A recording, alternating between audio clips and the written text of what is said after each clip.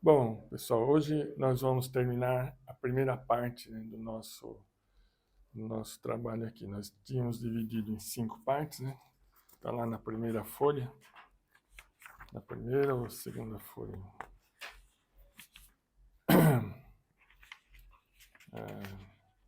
E a primeira parte era dividir, aliás, a primeira parte era responder, né, o que é evangelismo.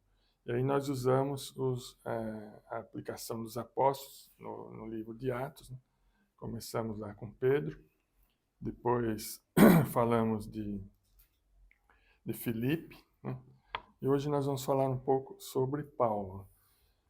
Claro que o nosso objetivo, né, em analisar a posição tanto de Pedro, Paulo, né, Filipe no livro de Atos, não é pegar os conceitos teológicos que tem ali, né, mas trazer o viés evangelístico, né, para o lado do evangelizado e do lado do evangelista. É isso que nós estamos procurando fazer, analisando essas questões. Então, tem muito mais conteúdo, lógico, dentro do livro de Atos.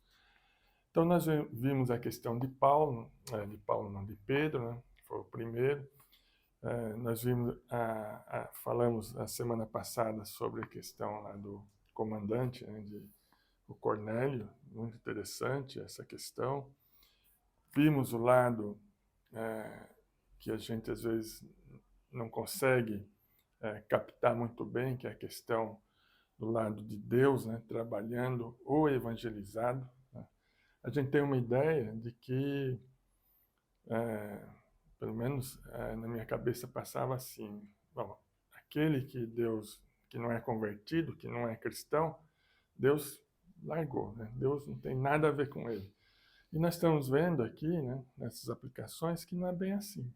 Claro que tem pessoas, né, com o próprio livro de Romanos, né, Paulo fala isso, que Deus abandona a é, sua própria vontade lá. O pessoal rejeita Deus, vai viver de acordo. Né? Por isso a gente vê tanto desmando, tanta gente desregrada por aí. Mas nós vemos aqui também que Deus trata com aquele que vai ser evangelizado que não é ainda convertido. Né? Vimos o caso do eunuco, vimos o caso do, do Cornélio, né? E isso muda um pouco a nossa postura, né, diante da questão de evangelização. Então, por exemplo, né, vou dar um exemplo pessoal aqui, no caso do meu próprio filho, né? A gente sabe que não gosta muito que fale sobre essa questão, né, de Bíblia, de conversão e tal, mas ele ouve, né, o lado da Bíblia, por exemplo, em aplicações, em alguma coisa que serve, inclusive, de aplicação para a vida dele, né, que está relacionada com exemplos da Bíblia.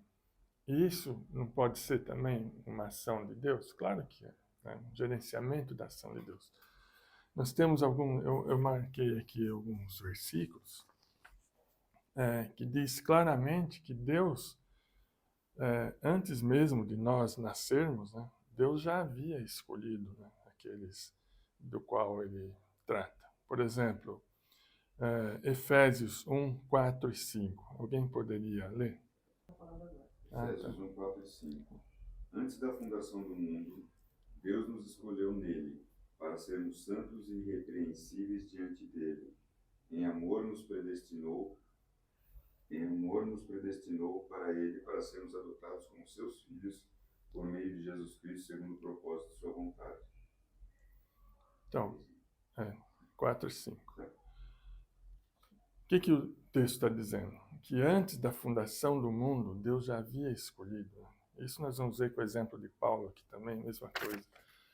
Então, o mundo não existia, né? Só existia nos projetos de Deus, mas nós não existíamos, né? Mas Deus já havia preparado, escolhido e formado, né? Para Deus não tem um começo, meio e fim. Para ele já vê o fim antes do começo. Para ele está tudo já planejado. É atemporal, né? Como nós, né? Para nós mesmos, né? Por exemplo, nós estamos aqui. né? Vivendo o dia a dia. Começamos lá bebezinho, né, tal. Eu já tenho uma certa idade, os irmãos mais novos. A gente está caminhando, mas a gente já não sabe o fim. Deus já não falou o fim para nós, né? Nosso fim não é no reino de Deus, né? Viver a eternidade com Ele. Nós já sabemos, né? Se nós sabemos porque Deus revelou, não é óbvio, né, que para Deus tudo isso já está determinado sem ter a necessidade de passar passo a passo. Para nós, sim, mas para Deus não. Deus já tem todo o conteúdo, né, da história. Que Ele é totalmente soberano, Ele tem conhecimento de tudo e nada foge do controle dele. Assim como vários outros, a gente não vai ler todos porque não tem tempo, mas vários outros versículos, né, como João 15, 16, João 10, né, 27, 28 e 29. Nós vamos ver aqui Atos, né, 9, 15, 16, que é a conversão de Paulo, Deuteronômio 7, 6, né? Enfim, todos esses Romanos, né, 9, 15, que é onde Deus fala, terei misericórdia de quem eu quiser, né? Então, todos esses versículos mostram, esses são alguns, né, tem muito mais, mostram claramente que Deus já tem os seus planos, a sua determinação feita, né, no sentido da questão das escolhas. Então, Cornélio, por exemplo, né, nós tratamos de Cornélio a semana passada. Cornélio, nós fizemos a seguinte pergunta aqui. Quando Cornélio chama Pedro, né, pede para os soldados, 2 servos, ir até Jope chamar Pedro, Cornélio era salvo? Né? Essa era a pergunta que nós fizemos. Era salvo? Era convertido nesse momento? Não. Não. Tanto é que o texto diz claramente que depois que Pedro, né, chega, Deus fala com Pedro, né, para ele não duvidar de nada, seguir o soldado e os servos até a casa de Cornélio. Ele vai, 2 dias depois chega lá, faz aquela pergunta, né, que nós mencionamos, né, por que me chamaste? Qual o objetivo de ter me chamado? Né? Para que eu vim aqui? Né? Aí a gente comentou também sobre essa questão, né? Então, e depois disso ele prega, Cornélio, comandante, é convertido e toda a família, os seus servos, soldados, todos, né, tem uma multidão ali que também é convertida, que também não era convertida e precisava do evangelista. Então, e aí o evangelista chega lá, né, fala, e toda a turma lá, toda a patota é convertida. Não é interessante? Né? Deus não está no comando, não está gerenciando tudo. Né? Em que momento que Pedro conhecia ou tinha noção de Cornélio e sua família? Qual momento? Ele nem sabia. Né? Se alguém falasse para Pedro, né? Pedro, vamos lá em Cesareia, a gente tem um comandante lá que a gente pode falar. Ele fala, não, de jeito nenhum, isso é impuro, está fora da minha alçada. Eu estou aqui preocupado com os judeus aqui, meus irmãos. Isso aí tá fora, né? Então, Deus está no comando de tudo. E a gente tem que ter essa sensibilidade. O próprio Filipe, né? Filipe não foi a mesma coisa? Né? Com o eunuco. Quando que ele se aproximaria do eunuco, né, para falar com o eunuco? Ele ia ver o eunuco, né, com toda a comitiva dele, tinha uma carruagem. Nós falamos que não era tão simples assim se aproximar daquele eunuco. Ele era uma autoridade, como que poderia, né, chegar lá? E também não era judeu, né? Não era, também não era convertido. Não era convertido. Tá, apesar de estar lá na festa, né? Deus já não estava, de alguma forma, falando com o eunuco já não era escolhido de Deus, já não estava dentro dos planos de Deus. Né? Tudo isso a gente tem que ter sensibilidade para isso. É claro que a gente não vai ficar sentado aqui esperando Deus, né, baixar um anjo aqui e falar assim, ó, vai lá. Né? Não é assim que funciona. Mas esses exemplos mostram que Deus está no comando, Deus está gerenciando, né, o nosso trabalho. E nós temos que ter essa sensibilidade. Nós estamos conectados ao Senhor através do selo dele, que é o próprio Espírito Santo. Então, essa sensibilidade nós temos que ter. Falamos também da nossa sensibilidade em não pregar, né? Algumas pessoas são rejeitadas, né? Demos exemplos sobre isso, né? Falando, mas não pregar? Não pregar. Aconteceu com Paulo, não aconteceu comigo mesmo, um exemplo pessoal que eu dei aqui também. Então, a gente pode ficar até surpreso com essas coisas, mas a gente não deve ficar surpreso com o gerenciamento do Senhor nessa questão da evangelização. Porque quem tem os propósitos, né, o propósito, quem tem todo o controle sobre isso é o Senhor. Nós somos servos do Senhor, né? Então, nós vamos fazer o que o Senhor quer que façamos. Assim como existem pessoas que vão pregar em outro lugar, né? Vão pregar em lugares problemáticos, lá na Palestina, né? Coreia do Norte, na Índia, né? Enfim, né? Na China, né? Na África, né? Temos irmãos fazendo isso. Então, como a gente vai pensar, como que essa pessoa estava aqui, tinha emprego bom, tá no sossego, no banco da igreja, lá, né, tranquilo, agora cisma de ir lá, né, para outro continente, para outro lugar, enfrentar uma tribulação, né, completamente diferente. E a gente vai ver isso também hoje, agora, no exemplo de Paulo. Tá? Então, irmãos, a nossa sensibilidade, né, com relação ao evangelismo tem que estar bem apurada com relação a essas coisas. Esses exemplos, né, que nós estamos trazendo aqui, que a Bíblia nos mostra, e nós estamos refletindo sobre isso, eu acho que nos ajuda muito a entender, né, a responder essa primeira pergunta o que é evangelismo. Obviamente, uma resposta simples a gente já sabe, é levar o evangelho, nós já falamos sobre isso. Mas não é tão simples assim, certo? Tem todos uns pontos aqui a serem trabalhados no nosso dia a dia. Então, hoje nós vamos falar um pouco sobre a questão de Paulo. Né? Então, Paulo, né, nós vamos ver que a conversão de Paulo é bem interessante, é singular. Né? O próprio Senhor Jesus, né, já ressuscitado, aparece para ele. Ele cai por terra. Paulo, né, capítulo 9, então nós vamos se referir hoje ao 9. Paulo, ele tem um alvará, ele tem uma autorização, né, das autoridades, né, de Jerusalém, dos judeus, a caçar, né, essa é a palavra certa, caçar, né, os cristãos. Ele vai atrás dos cristãos, a ideia dele é pegar mesmo. Na cabeça dele, né, pelo texto que a gente vê, ele não está fazendo nada de errado, está fazendo a coisa certa, mas ele está totalmente errado diante de Deus. Né?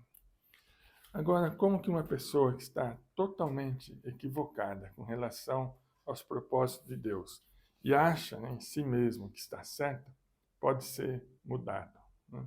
Como vamos pegar, por exemplo, os evangelistas que nós tratamos aqui. O próprio Pedro, né? Filipe, né? Que era considerado o evangelista, né? Chegasse para Paulo e pregasse Jesus Cristo. O que ia acontecer? Ele ia matar os dois, ia mandar matar. Ele ia fazer como fez com Estevão. Né? Ele gerenciou a morte de Estevão. Ele era quem estava controlando ali a situação. E fora outros e outros e outros que com certeza a Bíblia não menciona, mas Paulo tinha esse viés, né? Tinha esse propósito, e até com autorização, né, das autoridades humanas, e não com autorização de Deus. Mas Deus não sabia o que Paulo estava fazendo? Claro, Deus sabia, né? Mas Deus permitiu, né? De alguma forma permitiu, porque fazia parte de todo o contexto, todo o projeto de Deus. Isso diminui a responsabilidade de Paulo? De forma alguma.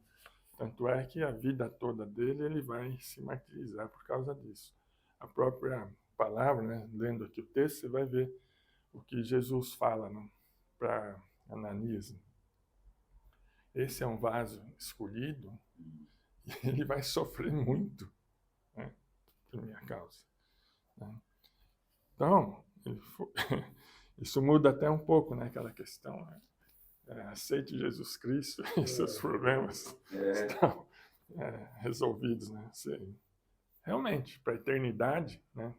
Isso é verdade na questão da eternidade, né? Depois se passarmos por essa vida. Só que esse texto não se refere à eternidade, né? Se refere aos dias que estamos aqui neste mundo. E isso não é fato. A gente vê no próprio exemplo de Paulo. Então, Paulo, ele passou por uma situação, né? A vida dele, né, estava caminhando numa forma que nós podemos, né, aos nossos olhos, dizer que era simplesmente impossível que algum evangelista mudasse ele, ou entendesse que deveria ir até ele para evangelizá-lo, porque era realmente um homem, né, determinado, um homem, né, que não se dobraria à palavra de qualquer outro ser humano. Mas se dobrou, né? Se dobrou quando ele vê o Senhor, né? Então, quando ele vê o Senhor, literalmente, né, o texto diz que ele cai por terra, né? Cai por terra, perde a visão, né? E que chega, né? O que Deus manda ele fazer? Procurar um evangelista, né? Vai lá para a rua direita e tal, e vai procurar o evangelista, né? Só que, como a situação era tão grave, imagina, né, para nós, né, nós termos, vamos supor que o comandante lá como é que chama na Coreia do Norte? Né? O Kim Jong. Kim Jong. Davi, vai lá evangelizar o Kim Jong. Só passar de vida. Seguro de vida. Só passar de vida. Não vai ter jeito. Então, era difícil mesmo. Né? Então, Ananias vai lá falar com Paulo. Ô, Senhor, então, mas Deus fala com o evangelista. Prepara o evangelista. O evangelista vai lá, então, fala com Paulo, ora por ele, né? E ele é convertido, é batizado. Então, essa questão, né, nos mostra com bastante clareza, né, a ação de Deus. Isso vai acontecer novamente, a conversão dessa forma? Jesus aparecendo aqui para uma pessoa? Não, provavelmente não. Né? A gente não espera esse tipo de ação. Mas Deus vai falar com determinadas pessoas, né, que vão ser convertidas, como falou comigo, como falou com todos nós. Não, é uma coisa sobrenatural quando o Espírito Santo fala com a gente. Ele pode não estar ali de corpo presente, como aconteceu com Paulo, mas é aquele sentimento, né, que arde, queima, né? E é aí que a pessoa se converte. Mas aquela certeza, né, que Paulo tinha, ou teve, né, no caso, que estava sendo, né, Senhor, né? A primeira coisa que ele fala, né, no texto, Senhor. Né? Senhor. Então, nós ele também. Sabia que era Deus falando com ele. Exatamente. Então, isso vai acontecer conosco também. Né? Quando a gente recebe de Deus esse chamado, a primeira coisa que sai da nossa boca é Senhor. Porque nós sabemos, né, que vem de uma fonte segura, verdadeira. Não tem sombra de variação, né? Não tem dúvida. Né? Todo convertido não tem dúvida sobre a própria salvação, né? Sobre o próprio destino. Como nós acabamos de falar agora há pouco, né? Nós já sabemos o final. Né? Nosso final é a eternidade com Deus, né? Com Jesus. Né? Todo crente tem essa certeza. Se não tiver, precisa rever, né, os seus pontos. Não lembro quem que falou, não sei se foi pastor, uma vez, pastor Paulo, numa pregação, não lembro quem que falou, mas alguém falou sobre a questão do Papa, né, que o Papa não tinha certeza da salvação dele. O Papa Francisco e outros papas também, que na beira da morte, não tinham certeza da salvação dele. Quer dizer, ele se diz representante, né, de Deus na terra e não tem certeza da própria salvação. Isso não acontece com o crente, aquele que é selado por Deus. Nós temos certeza da nossa salvação, porque quem garante não somos nós, certo? Minha salvação fosse garantida por mim mesmo, eu ia ter um monte de dúvida, né? Não ia ter certeza de forma alguma, jamais. Mas não é garantida por mim, é garantida por Deus, por Jesus, como aconteceu com Paulo, né? Então, a conversão, ela traz de imediato essa questão, a certeza de que quem está nos dirigindo, né, a palavra, é o próprio Deus. Então, se é Deus que nos dirige e nos dá o caminho é verdadeiro e certo. Por isso, Paulo, então, fica cego, né? É direcionado, alguém o leva até a cidade e depois é direcionado ao evangelista Ananias. E Ananias também é tratado por Deus, né? Nós vemos no texto com bastante clareza que Deus fala com ele, né? E fala com ele e ele toma a posição que Deus deseja. Vai lá e ora com Paulo. Paulo é convertido. Um detalhe interessante aqui também é que a gente não sabe o conteúdo da oração de Ananias.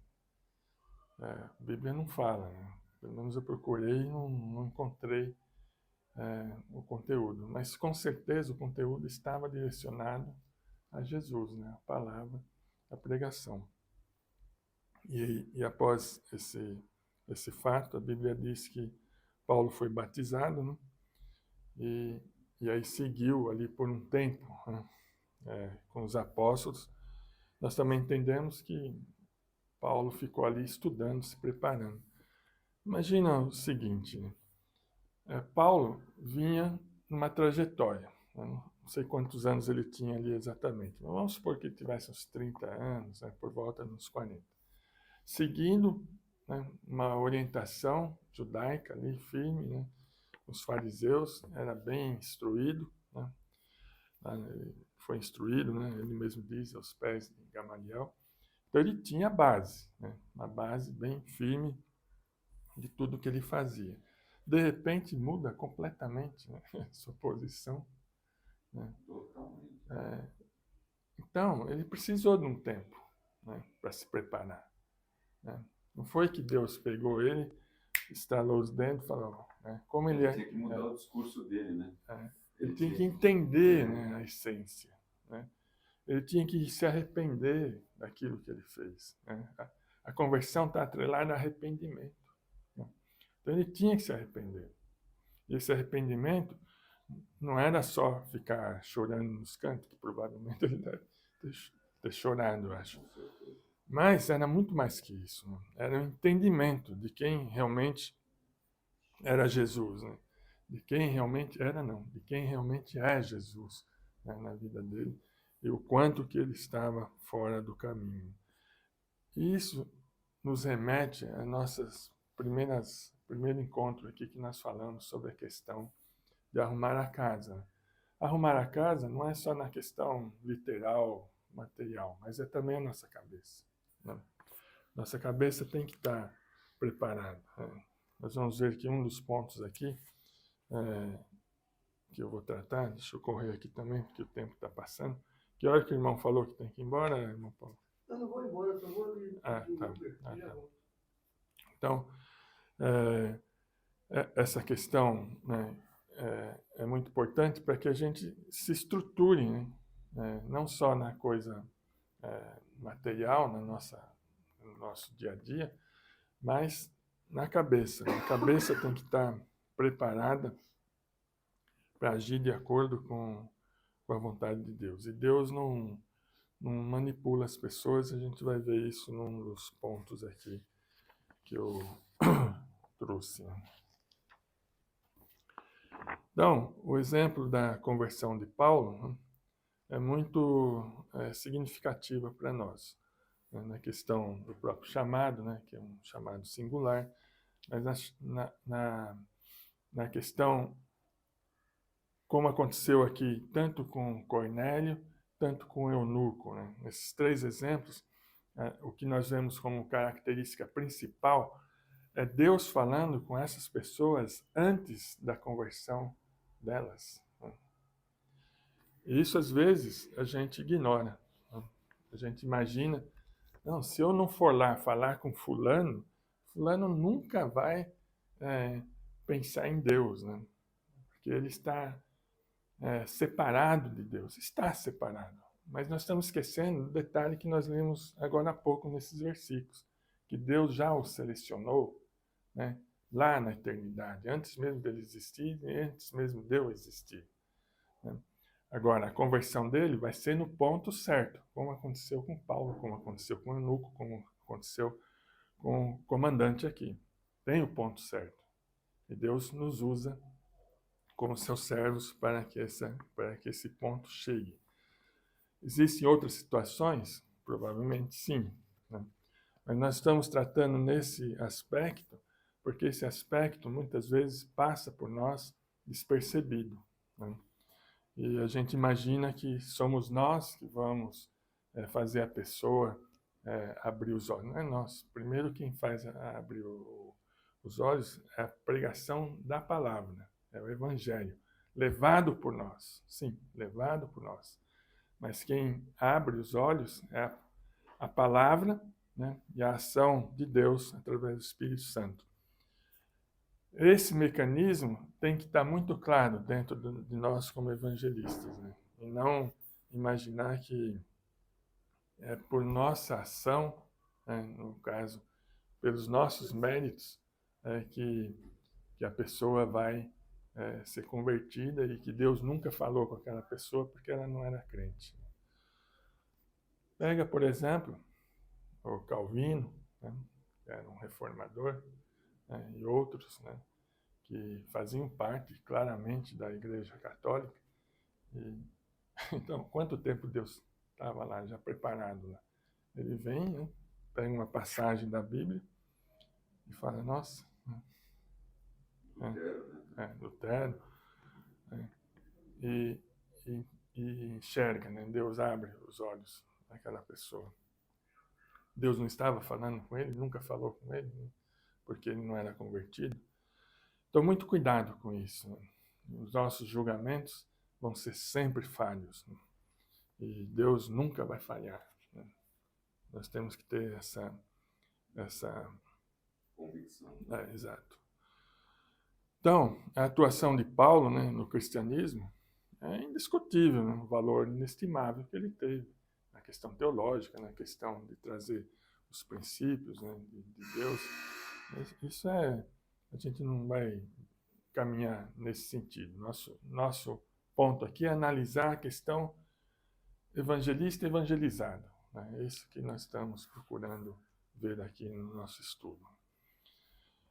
A questão teológica de Paulo, né, com relação ao que ele trouxe, indiscutivelmente é valoroso. Né? E Deus o usou com certeza.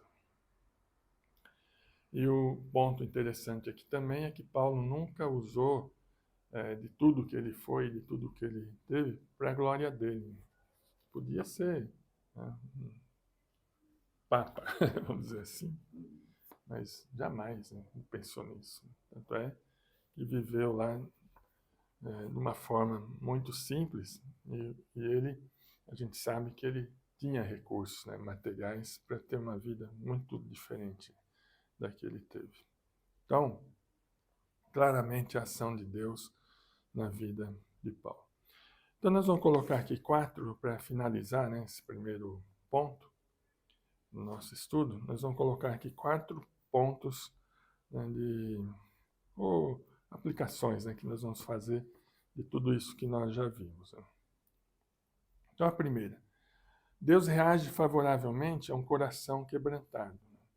Ele selou os seus filhos com o Espírito Santo, de forma que possamos revelar aos outros o seu infinito amor, salvando a todos aqueles que recebem a sua palavra. Então, Deus reage favoravelmente a um coração quebrantado. Né? Então, Deus sabe, né? Deus nos conhece, Ele sabe do que nós precisamos, como nós precisamos agir e o que nós temos que fazer. Como fez com Ananias, como fez com Pedro, como fez com Filipe, como fez com Paulo, Deus faz conosco também. Deus fala conosco, né? E nos direciona para o ponto correto, para o ponto que Ele deseja. nós nunca podemos esquecer de uma coisa: o gerente, né, é Deus, não somos nós somos seus servos, nós somos aqueles que fazem a vontade de Deus, né? Esse é o ponto. Então, a evangelização é um privilégio, é um atributo que Deus nos deu de levar a palavra dele, como deu para Ananias, né? Como deu para Pedro, né? Que era um apóstolo, Paulo, né? E assim por diante. Nós não temos a mesma influência que Paulo teve no cristianismo, né? Na colaboração com a teologia. Óbvio que não, mas Deus nos trata de forma igualitária. Cada qual, ele vai dar a missão que assim ele deseja. Como Jesus, né? Nós vimos aí no capítulo 9, fala para Ananias sobre Pedro. Este é um vaso escolhido por mim, né, para determinado serviço. Ponto. Né? Ponto. Essa é a primeira aplicação. Segunda, Deus não manipula seus filhos, né, mas os edifica em liberdade para que vivam uma vida plena em amor, como seres amplamente responsáveis para o crescimento do reino de Deus e para a sua glória. Então, a nossa função básica é fazer a vontade de Deus e o objetivo é o crescimento da igreja, o crescimento, né, do reino de Deus. Não, nós crescemos? Nós já dissemos que sim. O crente cresce, aprendendo, andando, mas não é para a sua própria glória. Né? Para que nós estudamos? Tem escola aqui, estamos estudando. Por que nós vamos em seminário? Por que nós lemos livro, né? Tudo mais, para crescimento, mas não para nosso crescimento próprio, né? Para que fulano é um doutor, né? É um expert em determinado. Bem, nós pegamos pessoas fantásticas, né? Como o Dr. Shelley, né? Que esteve aqui, tem alguns pastores, né? Que são excelentes pregadores, né? Pastor Nicodemos, né? Que escreve livro, Frank Ferreira, né? Professor, enfim. Pessoas que são muito destacadas, né? Mas não para a glória dele, para a glória de Deus e crescimento da igreja, né? Crescimento da... Então, Deus edifica em liberdade. Essa liberdade é exatamente isso, né? É entender que esse crescimento, que esse aprendizado não é para si mesmo, não é para a glória própria, mas para a glória de Deus e crescimento da igreja e crescimento de todos os crentes, que na verdade é o corpo do Senhor, né? O corpo de Deus. Terceiro, né? Deus valoriza os seus filhos. Né? Eles são mais importantes que coisas, princípios e causas. As coisas, princípios e causas existem por causa das pessoas. Né? Por isso não podemos tirar vantagem de nossa liberdade em Cristo, à custa do bem-estar dos outros. Portanto, o evangelista não pode se conformar em ficar calado, quando muitos caminham para a perdição eterna sem saber a verdade de Deus. Não é interessante isso? Né? Nós acabamos de falar que Deus é o gerente, que Deus coloca as coisas do jeito que Ele quer. Mas Ele não, não dá a responsabilidade para nós, né? Nós termos que falar. Se nós não falarmos, aquele sangue culpa nossa. Não é interessante? Né? É muito interessante. Porque isso mostra que Deus faz com que nós participemos dessa obra. Né? Não é por nossa causa, não é por nossa razão que alguém não vai ser evangelizado. A gente sabe que ninguém vai se perder. Mas nós vamos ser responsabilizados se nós não falarmos, né, para aquela pessoa. Essa responsabilidade é nossa. Deus, de alguma forma, vai levar aquela causa, né, a nossa responsabilidade. E isso nós não podemos, de forma alguma, ignorar. Então, às vezes as pessoas até imaginam que né, a teologia reformada, que fala sobre a predestinação, tal, coloca de alguma forma a pessoa num conforto, né? Não precisa nem pregar. Não precisa nem pregar porque Deus já decidiu mesmo, mas não é isso que a Bíblia ensina, né? Óbvio que Deus está no comando e coloca todo mundo no seu lugar, mas nós fazemos parte do plano de Deus, né? E quando nós negamos fazer o evangelismo, negamos falar de Jesus para aquelas pessoas que estão caminhando para a perdição, esse sangue é cobrado de nós. Agora, se Deus vai levar outra pessoa para falar, para salvar aquela que está dentro do propósito dele, isso é da alçada de Deus, mas aquela cobrança que nós não fizemos vai recair sobre nós, né? Então, isso é bem claro. Então, isso não nos dá o direito, né, de ficar inerte, né, nessa questão. E o quarto ponto, Deus não discrimina, né, pessoas com base na raça, religião, classe social, gênero, intelecto. A acepção de pessoas é uma ofensa a Deus, é um pecado, né, e ao próximo. Todos a que o Senhor direcionar para receber a sua palavra, deve receber por nós, né, seus servos e seus filhos. Assim como o contrário, né, como aquele que Deus, às vezes, nos impede de levar a palavra, né? Essa sensibilidade faz parte da nossa conexão com Deus. Por isso que, né, quem falou, foi o Jean que falou, que na primeira aula, que era muito importante a oração. E né, a oração é aquilo que vai nos conectar diretamente a Deus para que tenhamos sempre essa sensibilidade da vontade de Deus, né? E esse é o aspecto positivo de tudo isso. Deus está conosco e se relaciona conosco, né? Ele se relaciona conosco, Ele nos direciona.